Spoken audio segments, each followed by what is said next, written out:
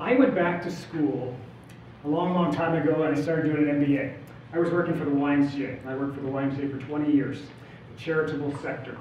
When I first took an MBA course, the professor asked, what is the purpose of business? And I think I was the only one in the class who did not know the answer. And the answer, of course, is maximize profit. And I remember actually smiling to myself and laughing, saying, you've got to be kidding. That's why we're here. This is what it's all about. And because I came from the charitable sector where, hey, we're trying to make a better community, a better world, I thought that was what everyone did. But I was wrong. And when I heard about the profit-making maximization of business, I thought, should I be here? Am I in the wrong place? And as I completed the MBA, I always asked myself, I felt a bit like a fish out of water that perhaps this was not the right move for me.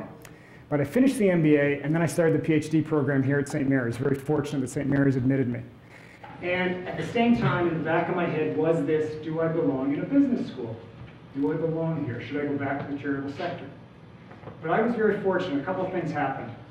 One, I had a course with Dr. Albert Mills, who exposed me to a lot of different things, including existential philosophy, which resonated with me. I also was exposed to the Center for Spirituality in the Workplace here at St. Mary's.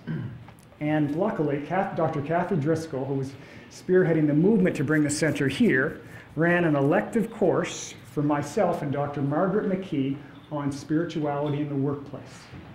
And that course enabled me, enabled us to talk about work and the meaning of life, things that I had loved to talk about, and explore it. And I was able to then take my PhD thesis and maneuver it into something kind of on the meaning of work. And I was very fortunate St. Mary's allowed me to do that. And as a result, I felt I belonged. So I owe Vince and the center a huge debt of gratitude. Now, the title for my talk, I'm going to talk for approximately 45 minutes, and then we can discuss things. I'll take your questions. Running from the saber-toothed tiger, an existential approach to work. The saber-toothed tiger came from a dinner conversation with a friend of mine a few weeks ago. And she's undergoing a series of health problems right now. And she was told by the medical community that she's been living her life as if she is continually under attack and running from a saber-toothed tiger in fear. And daily stress, daily anxiety, even though this is a person with lots of choices and a brilliant person, but she spent 20 years living day to day, continually trying to get ahead, continually feeling attacked. And so she was told that it's like she's running from the saber-toothed tiger continually. And I thought that was fascinating. I thought that was fascinating. And the concept of adrenal fatigue, of this under stress anxiety that we live with on a daily basis. And I would suggest to you that we don't really have to, because we create our lives and we create the anxiety around us and how we react to the world. How should we live our lives? What is the meaning of our work? I have wrestled with these two questions since I was a little kid. As far as I can remember, and I'm looking around the adults at Christmas time or any time really and saying, what's it all about? And then once in a while, like you, when you think about death and mortality and aging, and it scares you, and you're trying to figure out, how should I live? What is the purpose of life? What is meaningful to me? The other thing I've struggled with is, what is the meaning in my work, in our work? After high school, I graduated from a high school in Fredericton, New Brunswick. I did not want to go to university, but it wasn't an option in my family. It wasn't an option. You had to go to university, otherwise my parents would kill me. So I had to go, probably like a lot of you. So I ended up taking the only thing I liked, which was physical education, because I like sports. And I had dreams of going to the Olympics and being a great athlete and all this sort of thing. I gave up those dreams, though. But I took a phys ed degree. And after 6 years, I'm proud to say I graduated with a C average. It was a long program back then. No. Now, the last couple of years of my physical education degree, I decided I had to get some work experience. And I looked around me saying, what am I going to do with a phys ed degree? Well, I was a member of the local YMCA. And so I went to the YMCA and I had friends there and I said, look, I'd like to get some work experience on my resume. What can I do? And because I was into weightlifting at the time, they said, Scott, you can teach weight training for us. And that started my involvement with the YMCA on a part-time basis for the last 2 years of my physical education degree. And I taught swimming, and I taught kids in kinder gym and swim, and I taught everything. And I did everything. And once I graduated with that phys ed degree, what I had was a work experience in the YMCA. And so therefore I applied to YMCAs all across the country. And I got a phone call, and I was offered a job in Regina, Saskatchewan. And so I packed up my little car, and I moved to Saskatchewan in February, something I did not want to do. It wasn't a pleasant experience traveling across the country and hitting the prairies. And I thought I'd go to there, and it would last maybe a year, maybe 2. I needed money, but I really didn't want to go. But I had a funny thing happen to me. I stayed with the YMCA for 20 years. I worked for them for 20 years. And unfortunately, and Dan's a member, though I know Dan through the YMCA, he's smiling. And what I found out is gradually, what I thought was just going to be a job short-term to me became something much different.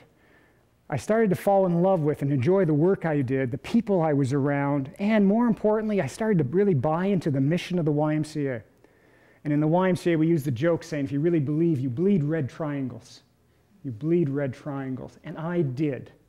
And so my work with the YMCA, gradually, I got more and more committed, and I started to enjoy it more and more. And eventually, I was one of the few people who loved their work. And my friends would say, gee, boy, Scott's the only one person I know who just loves going into work. And money was irrelevant other than, hey, I needed enough to pay my rent and eat regularly. But I really loved the work. But then a funny thing happened to me. I went back down the mountain. I went back down the other side. So my work went up the mountain, but then slowly and gradually, over a number of years, I started to realize I wasn't as keen anymore. Until one day I woke up and said, gee, I don't like going into work. It's just become a job. And if you look at work as the job career calling model of investment, where work is just a job for money, or work is a career, more investment, a development path, or work can be a calling, something I do even if you didn't have the need for money, you could say I went from job to career to calling, and then back to career, and finally to job. And one day when I woke up and realized I didn't like going into work anymore, I also realized I have choice in my life. And I resigned and went back to school. That was an interesting odyssey. And I've been trying to make sense of that for a long time, for a number of years now, because the work didn't change. The work actually got better and better, and I was paid more money and had more responsibility. It was enriched. But I changed. And what I wanted later on, 20 years later, was very different out of my work, and how I looked at life was very different. So, 2 questions we wrestle with. How should we live our lives? What is the meaning in our work? Now I'm going to show you a 4-minute film clip from the movie The Matrix. For those of you who are familiar, it's the red pill versus blue pill scenario, is what it is. The blue pill versus red pill of the Matrix is a fascinating little choice between the sleepwalk life, and we could use Socrates' the unexamined life not worth living, versus the red pill, which is, do I want to face my life? And my message this evening is this issue that we have a choice to make on whether we follow a pattern of existence, and I could argue that it's societal dogma, or we actually choose to face our life, face the world collectively. But unfortunately, in this example, in The Matrix, in the Keanu Reeves character Neo, the choice is, hey, I can live a good life, but it's not real, the blue pill. I'm asleep, I'm in the pod, but hey, I'm going to live a good life and do all the things I'm supposed to do. Or I can take the red pill, and I'm going to wake up, and I'm going to face reality, but it's a harsh world, and I'm probably not going to live that long. And the question for all of us is, do we want what's real, and we could argue again what is real, because we live in a socially constructed world, or do we want to sleepwalk through life? But the problem is with the sleepwalk life is we can miss our life by not questioning, by not looking at the deeper questions of what it means to be human, and we can waste our life.